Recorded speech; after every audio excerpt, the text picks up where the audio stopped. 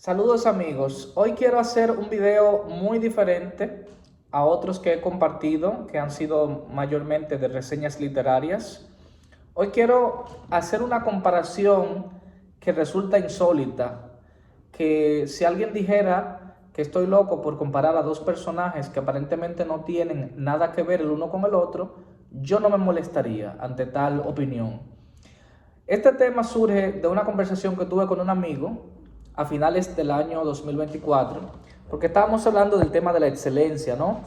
Y yo le dije algo en lo que he seguido pensando, y es que los grandes jugadores mejoran el juego. Un jugador, para mí, no es solamente un deportista. Un jugador es cualquiera que se dedica a una actividad profesional. Si hacemos una exploración más filosófica y menos convencional, todo aquello a lo que nos dedicamos es un juego, en el sentido de que los juegos tienen normas y en los juegos se trata de llegar hacia un objetivo, es decir, hay una remuneración, hay una gratificación, hay una recompensa si uno logra alzarse como triunfador, como victorioso en ese juego, sea de manera individual o sea en equipo. Y en ese sentido, un juego no es algo inofensivo, un juego no es algo que carece de utilidad y de importancia. Si extendemos las posibilidades de ese término, entonces no estamos hablando de los juegos infantiles que solamente cumplen una función aparentemente recreativa, sino que lo que hacemos en la vida cuando somos abogados, cuando somos ingenieros o cuando somos escritores, es un juego en ese sentido de que hay unas reglas que hay que cumplir, hay unos procedimientos técnicos a los que hay que adaptarse, y no significa que eso no tenga importancia, todo lo contrario, eso tiene tanta importancia que vidas dependen de ese juego, que nuestro futuro depende de ese juego, que recursos dependen de ese juego. Y la representación mayor de eso, entonces sí, ya en un plano literal, son los deportes, donde lo que podría ser un juego de niños en un barrio jugando pelota, jugando baloncesto, se convierte entonces en una industria multimillonaria con implicaciones culturales, sociales, políticas, de masas, en fin. Yo como escritor siempre he pensado en el hecho de que la literatura es un juego. Reitero, no desde el punto de vista de que eso es algo inocente, inofensivo, sin importancia, sino todo lo contrario, de que de lo que se trata para ser un mejor escritor es de ser un mejor jugador en ese campo, en esa cancha, en ese estadio que es la literatura, que es la página en blanco. Y Julio Cortázar tenía una visión también muy interesante en ese sentido. Su novela Rayuela precisamente tiene por uno de sus pasajes más famosos uno en el que hay un juego bastante macabro entre los personajes de Horacio, de Traveler y de Talita, que les resonarán a quienes han leído la novela. Muchas películas, sobre todo películas de horror, películas de terror psicológico, películas escalofriantes, se valen también de juegos para provocar esos efectos psicológicos. Autores también como Milán Kundera han explorado esa dimensión lúdica que tiene la literatura, es decir, un juego no es lo que ya conocemos, un juego es cualquier cosa que podamos inventar y dotar de reglas, y en ese proceso pues se pueden descubrir más allá de la superficie pues aspectos lúgubres y tenebrosos de la naturaleza humana. Pero no nos vayamos demasiado a esas honduras filosóficas y quedémonos en lo que nos compete, que es hablar de Michael Jordan a Miguel de Cervantes. Jordan lo tomo como referencia porque aunque yo siempre he preferido más el béisbol que el baloncesto, reconozco una superioridad del baloncesto en, digamos, lo que le exige en términos de habilidades atléticas y físicas a sus jugadores, y por supuesto al impacto global que tiene desde hace décadas, que es superior al béisbol.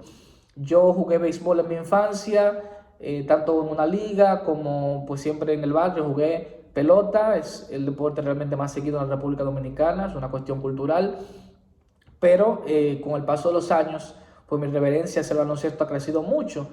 Yo no viví prácticamente la era de Jordan. Yo nací en el 1991 Jordan se retira en el 2001, entonces no entendía realmente el juego, pero sí ya su marca, su nombre, eran demasiado sonoros en esa época, sus zapatillas, y es con el paso de los años que entonces, ya analizando los deportes desde una perspectiva más analítica, y aquí conecto con lo que decía al principio del video, no como algo inocente, ¿no? Sino como algo que revela demasiado qué somos como seres humanos. Es entonces donde para mí la figura de Jordan se ha erigido mucho más como un gigante de la historia. Yo no voy a hablar aquí de cuestiones estadísticas, de comparaciones de Jordan o LeBron, de Jordan o Curry o Bryant o Magic Johnson o Larry Bird. Eso yo se lo dejo a los comentaristas, a los historiadores del deporte.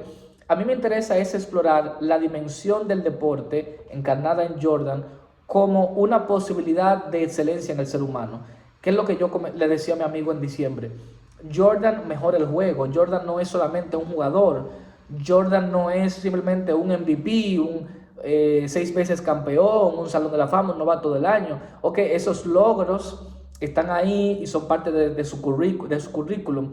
Pero Jordan eleva el juego a unas cotas, a una cúspide, a una cima, a una dimensión que no se había conocido antes. Y es eso lo que constituye el legado de Jordan. Uno ve sus entrevistas, uno escucha los testimonios. Ustedes tienen que haber visto The Last Dance, El Último Baile, ese gran documental sobre su carrera. Pero también yo he visto muchas entrevistas sobre él, muchos testimonios de sus compañeros. Jordan tenía un compromiso inquebrantable, irrenunciable con la excelencia todos los días de su vida, todos los días de su carrera. Los que jugaban con él sabían que no podían dar menos que el 100%. Y entonces ese espíritu de que hay que ganar, de que no se acepta otro resultado que el de la victoria, es lo que logra esa hazaña de esos 6 campeonatos en la década de los 90. Jordan en un momento difícil de su vida se aleja del deporte y ya sabemos su incursión en el béisbol, en ligas menores con los Medias Blancas de Chicago, retorna al baloncesto y retorna precisamente en ese mismo nivel. ¿Por qué yo establezco una comparación entre Jordan y Cervantes? Yo leí El Quijote hace varios años, pero prácticamente lo leí tarde. Me habría gustado leerlo antes. Es cierto que cuando tenía 14, 15 años leí una recopilación de los capítulos más importantes del Quijote, pero ya como obra íntegra lo leí en mi adultez. Sin embargo, toda la vida, siendo un lector muy voraz, yo he conocido de la fama, de la importancia del Quijote en la literatura mundial, de cómo Cervantes creó una obra que ha dado a luz miles y miles de páginas de análisis sobre ella, es decir, una parábola extremadamente compleja sobre el ser humano.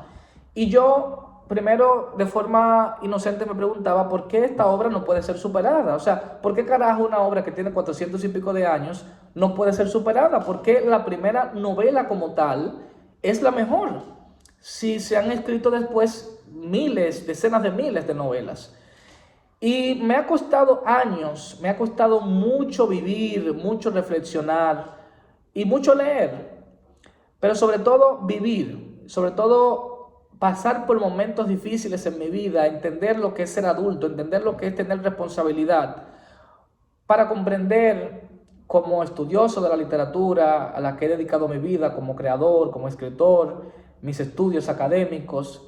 Me ha costado entender que de manera similar a lo que ocurre con Jordan, que él trasciende la cuestión estadística, la cuestión técnica, es decir, Jordan es más que el salto, Jordan es más que la fama, Jordan es más que los campeonatos. Me ha costado entender que Cervantes y El Quijote son más que una creación literaria, que una obra famosa, que una obra importante, porque lo que hizo Cervantes en el 1606, en la primera parte del Quijote, continuado en el 1616 con la segunda parte del Quijote, es demostrarnos un nuevo nivel de excelencia en la literatura que la humanidad no conocía. Es decir, habían pasado miles de años en la historia de la humanidad, se habían escrito todos los libros del mundo, todos los géneros literarios inimaginables, pero la cuestión no es si con Cervantes inicia o no la novela moderna, otros dicen incluso que ya la novela postmoderna comienza con Cervantes. Esas son discusiones que se lo dejamos a los académicos, muy bien, pero de lo que se trata es que Cervantes nos demuestra una dimensión del ser humano que nos estaba vedada, que nos estaba omitida, que no conocíamos. Cervantes crea un personaje tan complejo que tenemos 400 años pensando qué significa el Quijote. La leemos, nos divertimos, nos reímos, nos dejamos intrigar, embaucar por la anécdota, pero su fuerza, su legado están más allá del logro que podemos percibir en las páginas. Es una corriente que nos une a todos los seres humanos cuando leemos ese libro o cuando leemos otros libros que tengamos en esa estima, porque quizás a usted no le gusta el Quijote, pero quienes sí lo disfrutamos y quienes sí conocemos la historia de la literatura y lo que significa para ella, entonces nos vamos dando cuenta de que en Cervantes hay un Jordan de la literatura y en Jordan hay un Cervantes del básquetbol, es decir, puntos de inflexión en el juego. La ficción es un juego, la literatura es un juego, y Julio Cortázar fue uno de los escritores que entendió eso de la mejor manera. Su novela Rayuela, por ejemplo, tiene como uno de sus pasajes más famosos uno de un juego, pero es un juego improvisado, es un juego inventado, es un juego macabro, es un juego psicológico entre Horacio y Traveler y Talita. De la misma manera que lo hace Cortázar con ese juego en el que ese personaje de Talita tiene que pasar a través de una tabla de una habitación a otra, pero realmente lo que eso significa es que ella está pasando de las manos de un hombre a otro. Así muchas películas también han explorado o han explotado el juego como un mecanismo de profundidad psicológica, ¿no? Muchas películas, sobre todo de terror, de intriga psicológica, presentan juegos que son juegos tenebrosos, que son juegos oscuros, y entonces en ese cumplimiento de reglas de un juego se puede decidir la vida o la muerte de una persona. Es decir, al fin y al cabo el juego es una dimensión, como bien lo saben los psicólogos, como bien lo saben los sociólogos, que atraviesa todas las dimensiones de la experiencia humana. El deporte es un juego en su sentido más literal, pero no se limita a lo que pasa en ese terreno, en la cancha, en el estadio, en el campo. De lo que se trata es de que nos están dando lecciones sobre la vida. Eso es lo que yo he aprendido como adulto y por eso admiro tanto a los atletas de alto nivel. De lo que se trata es de que ellos están haciendo a través de muchos años algo que es sumamente difícil, y en ese proceso están transformándose ellos, están transformando su carácter y están presentándole al mundo un nuevo nivel. Es decir, han elevado el nivel, lo han subido, lo que antes era de este tamaño, ahora es de este, y te están diciendo, si tú quieres lograr la excelencia, entonces no puedes ser mediocre, no puedes quedarte en ese nivel que tú creías que la excelencia consistía en eso. No, hay otro nivel mucho más alto al que tú puedes aspirar, aunque no llegues, pero tienes que aspirar a ese. Jordan, con sus logros, con su disciplina, con esa hambre de triunfar, con ese deseo ardiente de ser el mejor cada día, de que no podía haber espacio para la derrota, para el fracaso, y de que si fracasaba hoy, mañana iba a insistir, iba a continuar con el mismo denuedo, con el mismo ahínco, con la misma determinación. Nos enseñó eso. Ese es su gran legado, que va más allá de los campeonatos, que va más allá de la champaña, de las celebraciones.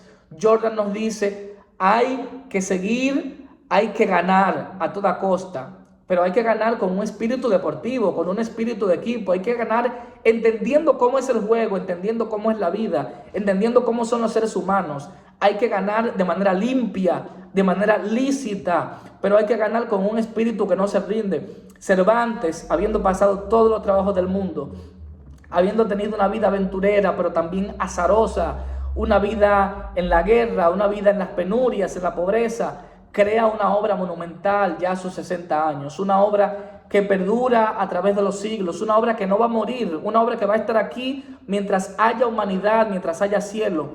Y ese nivel alcanzado por Cervantes ese nivel alcanzado por Jordan y muchos otros que ustedes podrían poner por encima de ellos en el campo en el que yo los estoy invocando, en el baloncesto, en la literatura o en las áreas que ustedes quieran, podrían tener muchísimos otros paradigmas que los hay, pero yo he querido escoger estos dos que nos han enseñado que hay un nivel de excelencia en la vida que está siempre por descubrirse, que quizás andando el tiempo alguien lo supera a ellos dos, pero en fin, ellos nos pusieron un ejemplo que nosotros desconocíamos, nos pusieron una aspiración, un paradigma, un arquetipo que superaba lo posible. Nos han demostrado con su ejemplo que aunque somos mortales, hay demasiado en nuestro potencial por lograr, por alcanzar.